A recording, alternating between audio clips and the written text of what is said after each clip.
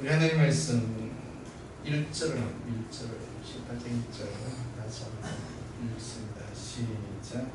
많은 날이 지나고 제3년에 여호와의 말씀이 이르기야에게 임하여 이르시되 너는 가서 아합에게 이르리라. 내가 이를 지면에 내리리라.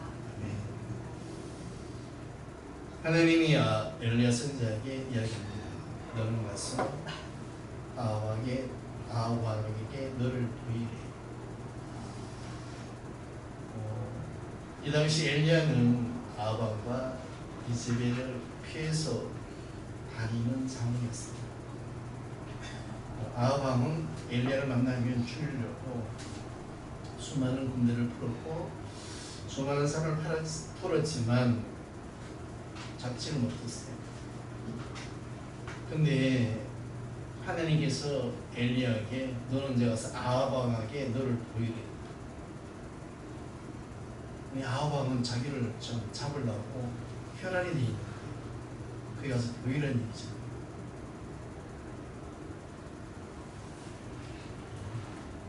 엘리야는 위대한 선지자지, 위대한 선지자. 아합 왕이 왜 이렇게 엘리야를 잡으려고 그러는지 17장에 보면 17장 1절 한번 보실까요? 17장 1절 열왕기상 17장 1절 읽어보실까요? 시작. 빌낫의 우고한 자 중에 디셉 사람 엘리야가 아합에게 말하되 내가 섬기는 이스라엘의 하나님 여호와께서 살아계심을 두고 맹세하노니 네 말이 없으면 수년 동안 비도 이슬도 있지 아니하리라. 엘리야가 이 말을 아합 왕에게 했어요. 왕이시여, 내가 믿는 살아계신 하나님 맹세하는데 내 입을 통하지 않고는 이 땅에 비가 내리지 않으리라. 그리고 엘리야가 사라졌어요. 엘리야가 이 말하고 난 다음부터는 이스라엘은 비가 내려오지 않습니다. 비가 그것도 3년이에요. 3년 동안 비 안 온다고 한번 생각해 보시면 엄청난 거죠. 지금 우리나라는 강릉 같은 경우는 비가 조금 한두 달 안 오니까 강이 마르고 호텔 모든 데 지하는 게 없었는데, 근데 3년 동안 이스라엘에 비가 오지 않습니다. 그러니까 아합 왕이 엘리야를 찾으려고 모든 수단과 방법을 동원하는 거죠. 근데 엘리야는 잡히지 않죠. 3년이 지나고 난 다음에 하나님이 엘리야에게 말씀하시고 너는 가서 아합 왕에게 보이리라. 보이리.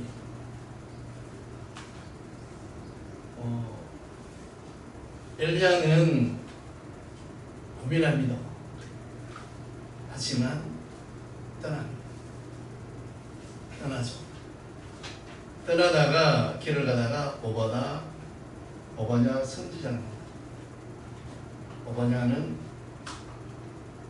북이스라엘 선지자지만 그전에 이세벨이 선지자를 다 죽일 때 100명을 숨겨놓고 그 선지자에게 먹을 것을 준 하나님을 경외하는 선지자, 하나님을 경외하는 선지자.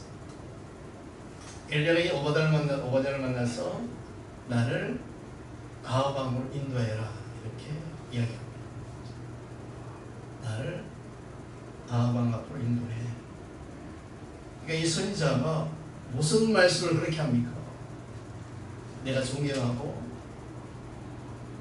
내가 존경하는 선지자를 어떻게 죽음으로 몰 수 있습니까? 아합 왕은 당신만 보면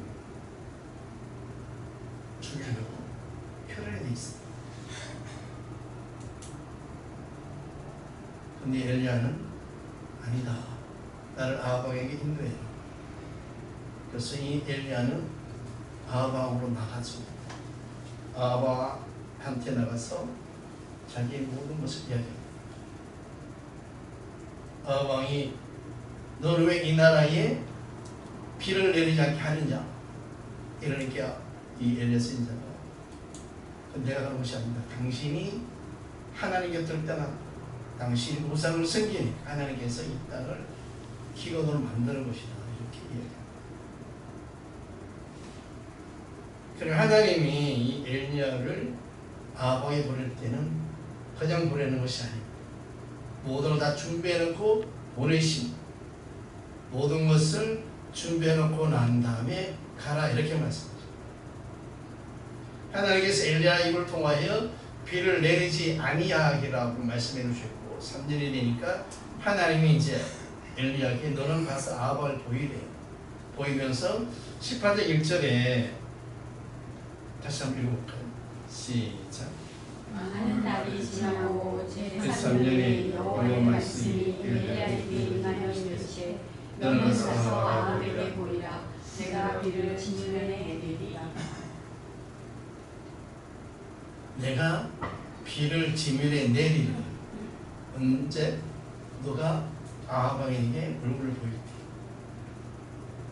하나님은 모든 것을 준비해 놓고 가라 이렇게 명령하시는 거죠. 그냥 엘리야한테 가라 그러면 엘리야는 죽습니다. 여기 보니까 모든 것을 준비해 놓고 비를 내리리라 이 말씀 해놓고 아합 왕한테 가라. 그래서 우리가 하나님의 약속의 말씀에 있어서 순종해 가는 길이 엄청나게 어려운 것지만 성경을 통해 보니까 다 준비해 놓고 우리에게 순종하라 하시는 거죠. 너가 가면 내가 비를 내릴게. 너는 가서 아합 왕한테 보여.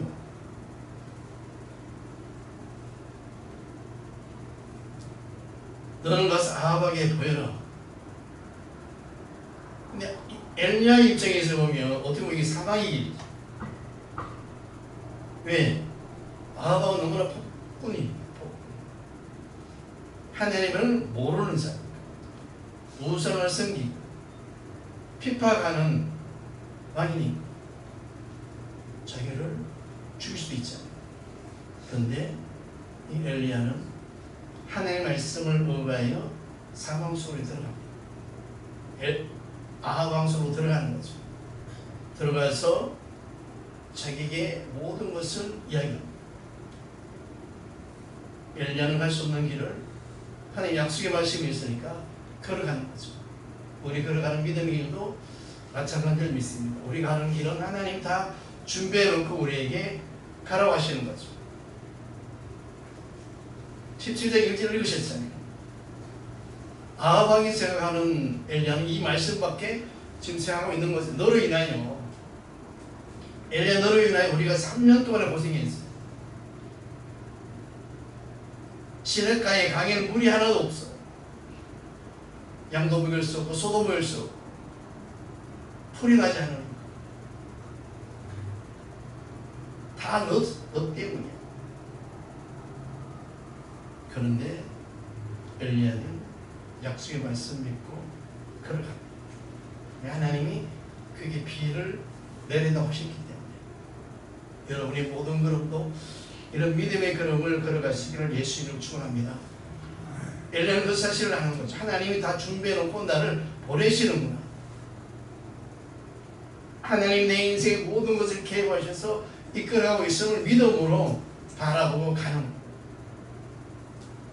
하나님이 엘리야를 선택하셨기 때문에 엘리야를 하나님이 들어서시는 자기예요. 축복도 주고 저주도 주고 엘리야가 말 한마디 하니까 그 북이스라엘에 3년 동안 비가 내리지 않습니다. 하나님의 권능이죠. 그런데 그 불자는 너밖에 없대. 엘리야가 말하지 않으면 그 땅에 비가 내리지 않습니다. 성경에 이런 장면이 간혹 나옵니다. 아브라함도 마찬가지잖아요. 바로 왕에게 기도해 주 않으면 그 모든 집들의 태가 열리지 않는다고 하나님 말씀해 놓으시고 아브라함에게 네가 기도해 줄게. 하나님이 쓰시는 자, 하나님이 함께하는 자, 엄청난 능력을 수여하고 있음을 우리는 깨닫고 가야만이 온전히 믿음의 삶을 내가 걸어갈 수 있는 거죠.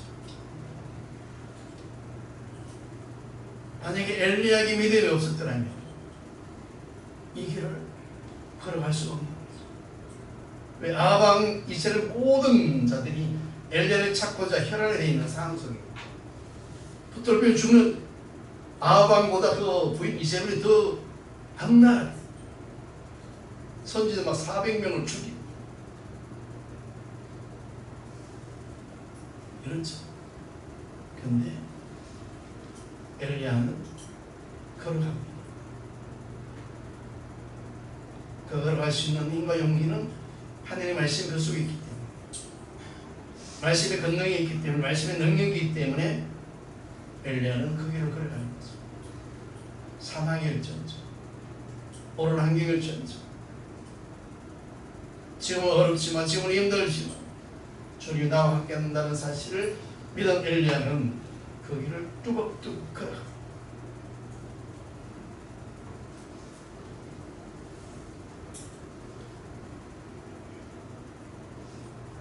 이 5절 18장 5절 시작.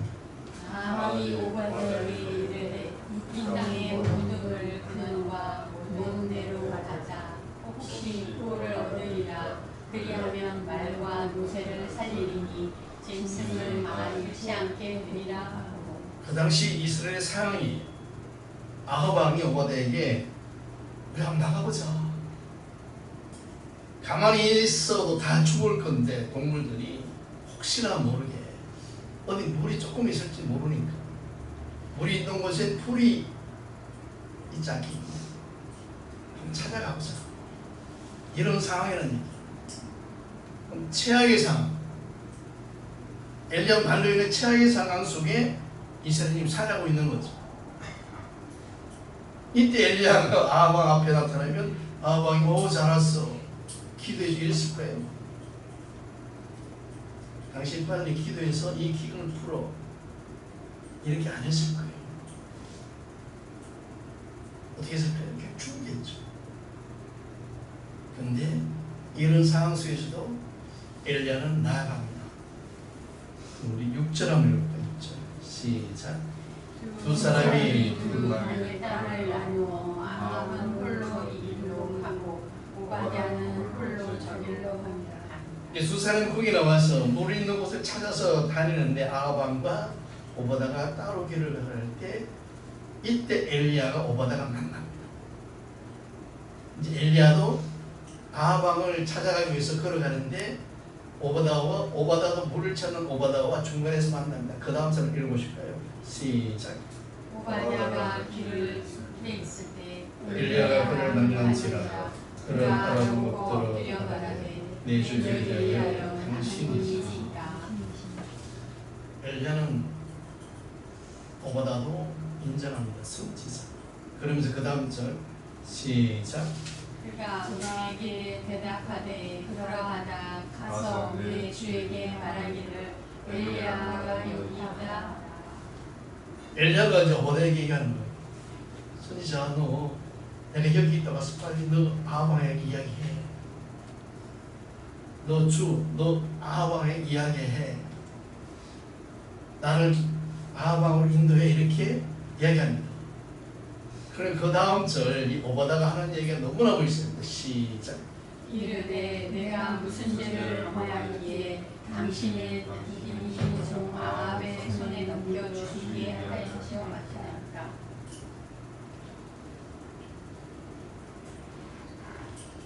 내가 무슨 죄를 범하였길래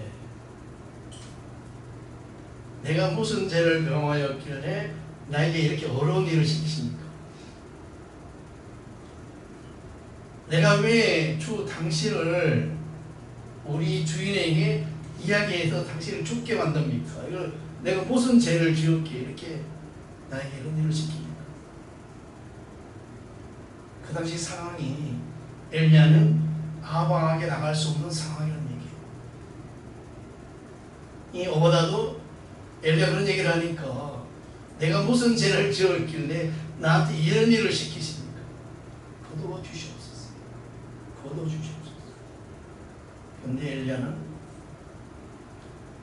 강하게 얘기합니다. 그 다음 절 시작. 당신의 하나님 여호와께서 살아계심을 두고 맹세하노니 내 주께서 사람을 보내어 당신을 찾지 아니한 족속이나 나라가 없었는데 그들이 말하기를 엘리야가 없다 하면 그 나라와 그 족속으로 당신을 보내지 못하였다는 맹세를 하게 하여 아합 왕이 이 엘리야를 찾기 위해서 수많은 나라에게 다 이야기했던 거예요. 그 당시 북이스라엘이 강한 나라였기 때문에 여기저기 다 다니면서 엘리야 봤어. 그리고 못 봤다면 맹세를 하게. 맹세는 뭐예요? 나중에 봤다고 들통나오면 넌 죽어 이 얘기잖아요. 그만큼 엘리야를 찾고자 아합 왕이 이만큼 노력했는데 왜 죄 없는 당신을 나를 인하여 죽게 만들게 하나니까. 뭐보다 이 말이에요. 당신이 하나님 여호와께서 살아계심도 맹세하노니 하나님의 살아계시는 맹세, 누구 맹세?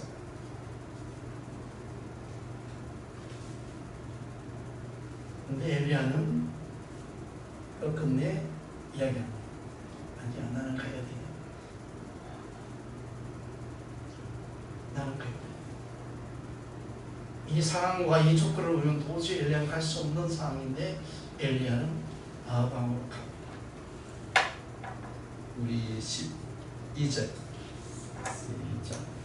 내가 당신을 떠나간 후에 여호와의 영이 내가 알지 못하는 곳으로 당신을 이끌어 가시리니 내가 가서 아합에게 말하였다가 그가 당신을 찾지 못하면 내가 죽임을 당하리이다. 당신의 종은 어려서부터 여호와를 경외하는 자라. 당신 그렇게 하지 마시고 내가 엘리야 손을 떠나고 난 다음에 다른 거 좀 가라는 얘기예요. 내가 아합 왕한테 당신을 갖다 얘기도 못하고 나중에 아합 왕이 나를 봤다, 내가 엘리야를 봤다고 그러면 나는 큰일 나니까 다른 데로 가라. 모든 상황을 보니까 엘리야는 도저히 아합 왕 앞으로 갈 수 없는 조건이 되는 거죠. 근데 엘리야는 왜 가는 거예요? 팔짱일지를 타기 있는 거죠. 하나님이 가라고 했습니까? 하나님이 만나라고 했습니까? 이 말씀에 아합은 전, 엘리야는 철저히 순종합니다. 하는 말씀입니다.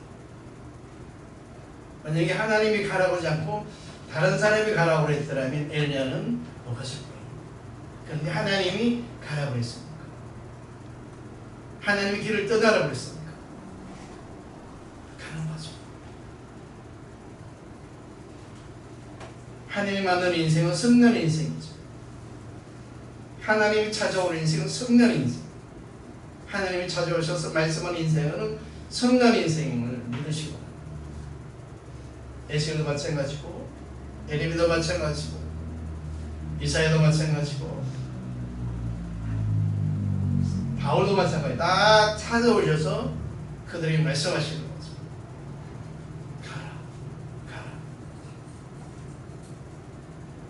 가라.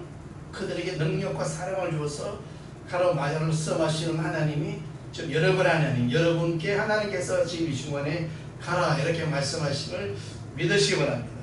여러분이 걸어가는 길, 여러분이 있는 모든 곳에 하나님이 준비해놓고 여러분에게 가라고 하시는 거죠. 하나님이 모든 것을 준비해놨잖아요. 하나님이 이 엘리야에게 비를 내리게 하리라 이 모든 걸 준비해놓고 엘리야 너는 가라. 환경과 여건을 보면 도저히 갈 수 없는 상황이지만 엘리야는 믿음으로 갑니다. 너는 가서 아합 왕에게 너를 보이라.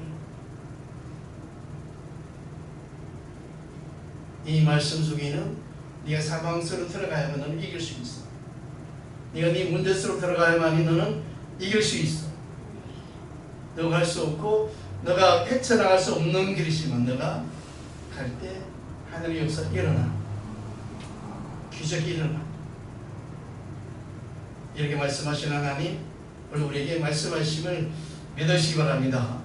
한번 따라오실까요? 모든 것을 것을 준비해 놓고 준비해놓고 가라 하신다.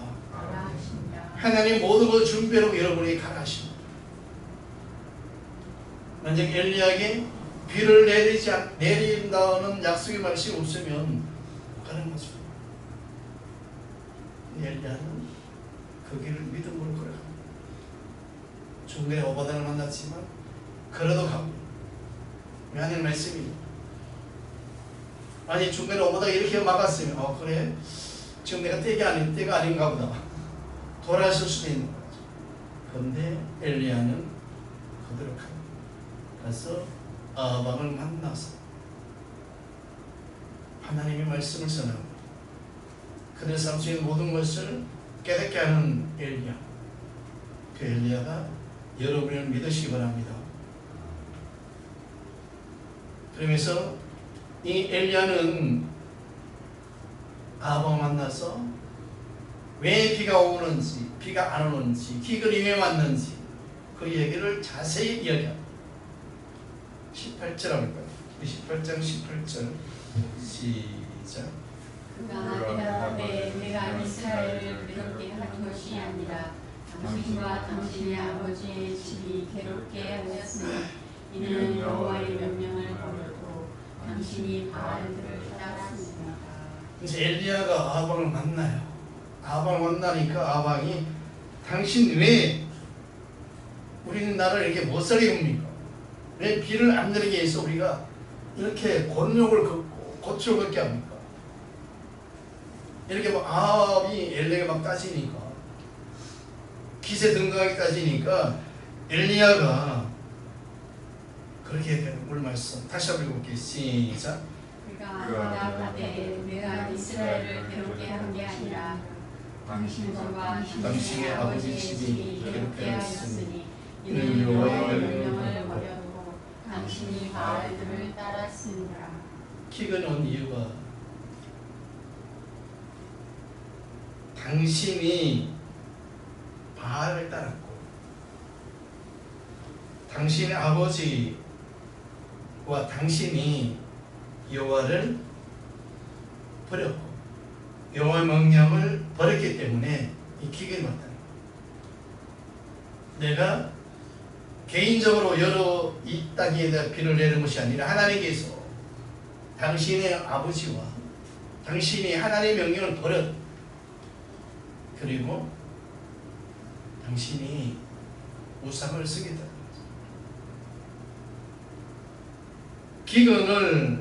기근은 하나님을 떠나면 찾아.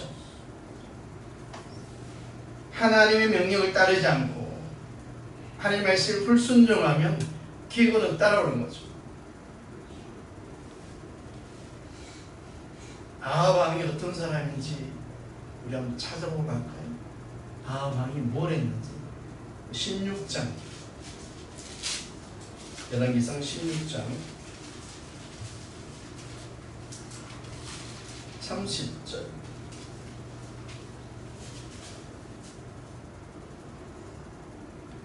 30절 시작.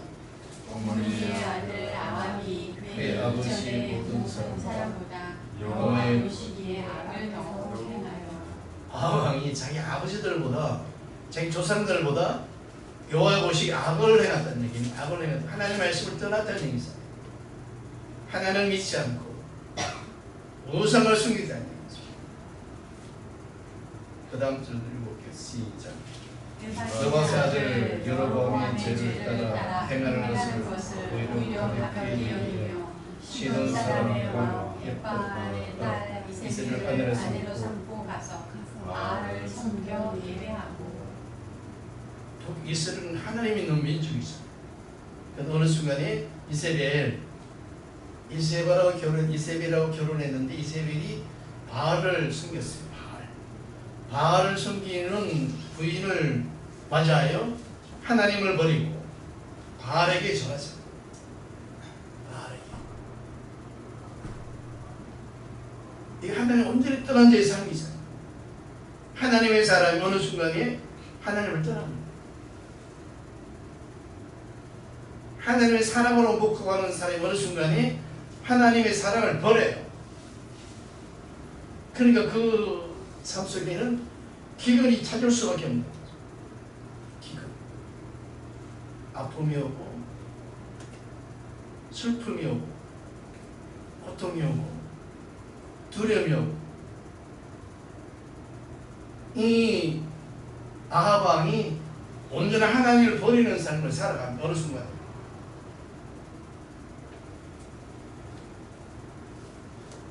나중에 솔로몬 왕도 처음에는 잘했지만 나이 들고 궁전에 우상을 막 생겼어요.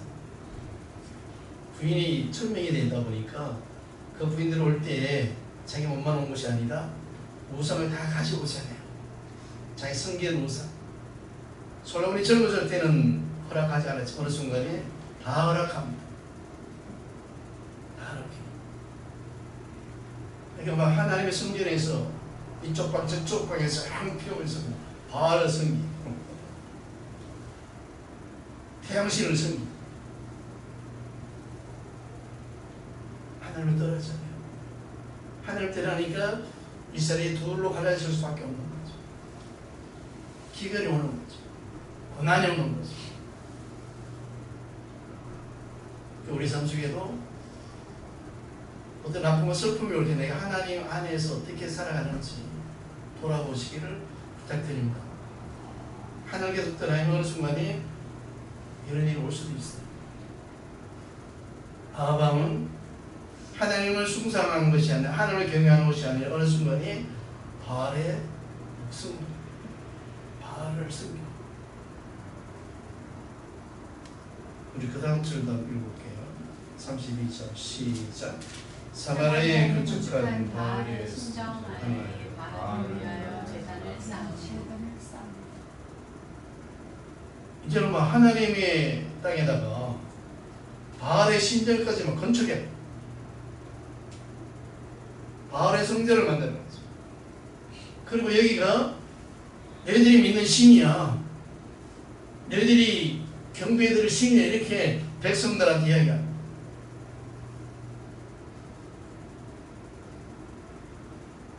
출애굽기에 모세가 시내산에 드디어 내려오니까 그 모든 백성과 아론에게 우리가 금신상을 만들어서 이것을 애굽에서 있는 우리 신이라 이야기했죠. 순식간에 바뀌어요. 환경에 따라서. 모세가 안 보이니까 그들 하늘에서 떠나. 이 아합 왕도 어느 순간에 모든 것을 자기 마음대로 하나님을 다 버리는 삶을 살아가는 거죠. 하나님의 성전을 세워 거기다가 바알을 놓고 바알한테 경배. 그러니까 그 땅에 기근이 아니올 수가 없는 거죠. 하나님 그 땅에 비를 내릴 수 없는 거죠. 그래서 엘리야 선지자를 통해서 하나님이 일하시는 거죠. 비가 오지 아니라 말하는 것도 엘리야 선지자를 통해서 말하시고 비를 내리는 것도 엘리야 선지자를 통해서 하시나 하나님. 하나님께서 축복과 저주를 함께 하시는 하나님.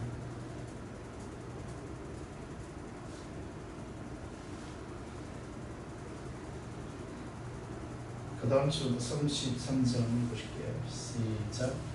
아세라 상을 잃었으니 그는 그 이전에 이스라엘 땅을 공이 얻으시나 심히 이스라엘 하나님 여호와를 노하게 하였더라. 엄청난 제약 속에 살아갑니다. 이 당시에 하나님의 말씀이 전혀 없었어요. 사라에 하나님의 말씀이 전혀 없었고 바알과 아세라 우상을 섬기는 어느 순간에 우상을 섬기는 민족을 변했어요. 이제는 그들의 민족에 지휘자도 없었고 그들을 진리할 수 있는 진리로 인다는 말씀도 사라졌고 이제 우상 속에서 저것이 우리 신이다 살아갑니다.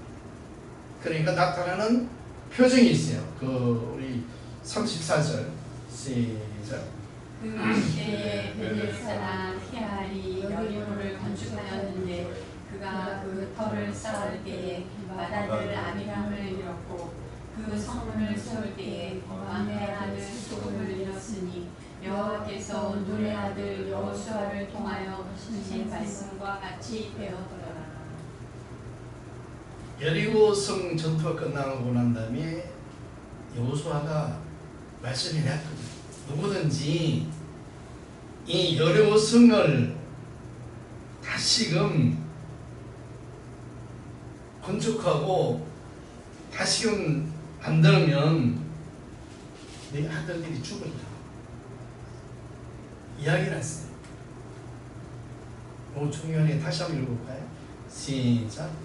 그 시대에 그들 살아갈 힐일이 여리고를 건축하였는데 그가 겉들을 쌓을 때에 바다들 아비람을 잃었고 그 성문을 세울 때 막내 아들 숲을 잃었으니 여호와께서 눈의 아들 여호수아를 통하여 하신 말씀과 같이 되었더라. 이 여호수아가 하는 말씀입니다. 여호수아가 여리고 전투 끝난 다음에 누구든지 이틀 다시 닦으면 바다들이 죽으리라. 닦는 사람이. 그리고 또 성문을 성틀을 닦으면 발제가 죽으리라. 여호수아가 말씀해 놓은 거예요. 그럼 이들이 하나님 말씀 속에 살아갔더라면 히엘이 여리고 성을 손 안 대죠. 말씀이 살아있는데 하나님 말씀이 살아있다는 믿음으로 살아갔으면 이들은 히엘이 베드사람 히엘이 여리고 성 틀을 닦을 일이 없는 거죠. 왜? 여리고 성 틀을 닦으면 마다들이 죽는 거예요. 근데 이 사람은 그들을 갑니다. 틀을 닦아요. 성을 건축해. 왜일까요? 이들을 진리로 인도할 하나님의 말씀이 없었기 때문에. 이들의 아하방이 우리가 30몇 쪽 쭉 읽어봤잖아요. 우상을 섬기고 바알을 섬기고 여로보암의 죄를 인하여 완전히 하나님 곁을 떠난 자들의 나라가 된 거죠. 하나님 곁을 떠난 나라가 되다 보니까 이들의 삶 속에 모든 민족들 속에는 말씀이 생명됨이 없는 거예요. 말씀이 생명됨이 없으니까 여호수아가 하는 말씀도 잊어먹은 거예요. 뭐 하나님이 계시오. 그럼 무슨 소리야. 너 옆에 한 사람이라도 당신 그 성 틀을 닦으면 여리고 성 틀을 닦으면 저는 여호수아가 우리 조상 여호수아가 말씀을 해줬어. 당신 바다들이 죽어. 이 한마디만 했더라. 이 한마디만 했더라도 타를 닦았을까요? 안 닦았겠죠. 그만큼 이 시대 엘리야 선지자 시대는 하나님의 말씀을 떠난 시대. 하나님의 말씀을 떠난 시대니까 기근은 올 수밖에 없는 거죠. 아픔은 올 수밖에 없는 거죠. 아라방의 힘들 우리가 읽어봤잖아요. 그 하는 것은 하나님이 원하지 않는 것만 하는 거죠. 근데 성경에는 하나님과 함께하는 사람들은 엄청난 축복의 삶을 살아요. 아브라함 마찬가지고 다윗 마찬가지고 모세 마찬가지고 하나님의 말씀 속에 살아가는 이들은 믿음과 생명으로 살아가는 거죠. 여러분 하나님 곁을 떠나지 마시기 바랍니다. 하나님 곁을 떠나면 기근은 당연히 찾아옵니다. 그리고 하나님 곁을 떠난 아합을 보니까 하나님의 성전에다가 바알 성전을 세우고 우상을 섬기고 하나님은 버립니다. 이것이 그 당시의 상황이죠. 그러다 보니 이스라엘 백성들이 북이스라엘 백성들이 누가 하나님인지도 몰라요. 누가 하나님인지 바알이 하나님인지 진짜 하나님 누구인지도 모르고 21절 읽어볼게요. 18장 21절 시작. 18장 21절 시작. 엘리야가 모든 백성에게 가까이 나아가 이르되 너희가 어느 때까지 둘 사이에서 머뭇머뭇하려느냐. 여호와가 만일 하나님이면 그를 따르고 바알이 만일 하나님이면 그를 따르지니라 하니 백성이 말 한마디도 대답하지 아니하는지라. 그 당시 이스라엘 백성들 영적 수준이 있어요. 바알이 하나님인지 여호가 하나님인지 알지 못하는 왕이 다 바꿔놨고 하나님의 성전에다가 아세라 목상을 세우고 바알 성전을 세우고 바알 성전을 세워서 예배드리라고 했으니까 경배하라고 했으니까 그냥 경배드리려고. 엘리야가 묻잖아요. 너희가 어느 때까지 머뭇머뭇거릴 거냐. 하나님이 어디냐, 우상이 어디냐 물으니까 몰라.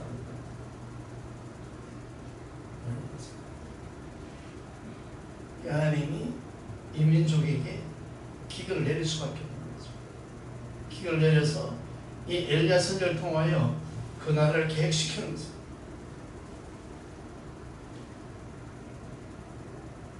엘리야가 갈멜산에서 영적 전투를 합니다. 바알 선지자 700명과 엘리야 한 명이 대결하잖아요. 그럼 우리가 이 자리에서 누가 하나님인지 알게 하자. 누가 하나님인지 알게 하자. 너희들 신에게 불을 빌고 난 하나님께 빌 테니까. 불을 내리는 쪽이 진짜 하나님이다 이렇게 이야기해서 서로가 대결합니다. 그래서 엘리야가 갈멜산 정상에다가 제단을 만들잖아요. 12돌을 깔고 그 위에다가 재물을 얹어놓고 도랑을 파서 물을 수없이 갖다 붓습니다. 모든 나무가 젖도록 불이 안 붙을 수 있다. 근데 바알과 아세라를 섬기는 신들 아무리 불러도 불이 안 내려. 하늘에 불이 안 내려. 나중에는 자기들 살을 막 자해가면서 불이 짓습니다.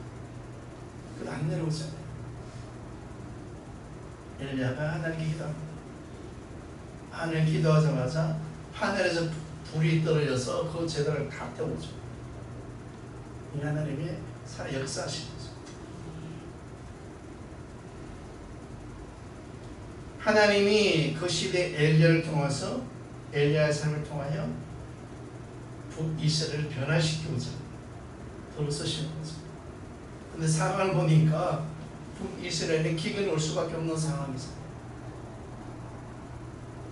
하나님을 멀리하고 우상을 섬기고 아세라 목상을 섬기고 하나님 명령을 무시하고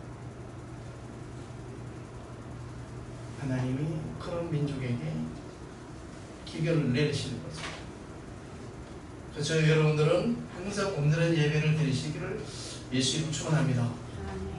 하나님 온전한 예배를 드릴 때 우리는 하나님 곁에 있는 거예요. 하나님을 사랑하고 하나님 말씀 속에 있는 모든 것을 내 믿음으로 가져갈 때 우리는 하나님 곁에서 언제 하나님께 예배를 드리는 거죠.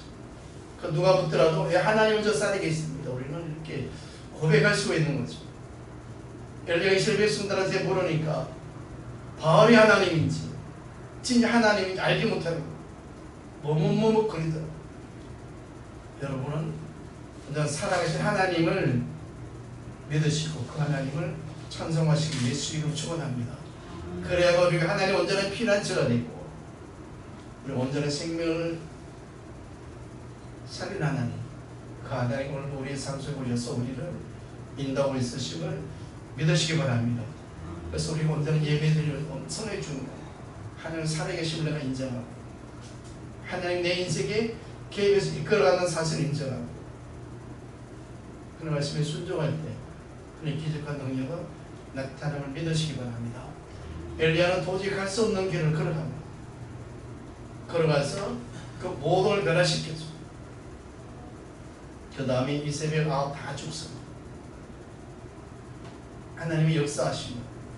하나님이 함께 하시면 여러분 속에 있는 모든 대적은 다 물리쳐 주시고 주의 건너가 성령으로 성령의 능력으로 살아가시도록 인도하신 아버지 하나님, 그 하나님 여러분 하나님 믿으시고 이제 승리하시는 예수 이름으로 축원합니다. 하나님 모든 것을 준비하시고 우리한테 가라고 하시고 다 준비해 놓으시고 가라. 우리는 상황 속으로 온전히 들어가서 그 상황 속에 있는 모든 것을 회복으로 변화시킬 때 내 속에 있는 모든 기근들이 떠나가고 내 속에 모든 기근이 떠나가니까 이제는 온전히 예배를 드릴 수 있는 온전히 믿음의 삶을 살아갈 수 있는 하나님의 신실한 종들이 되심을 믿으시고 승리하시기를 예수 이름으로 축원합니다.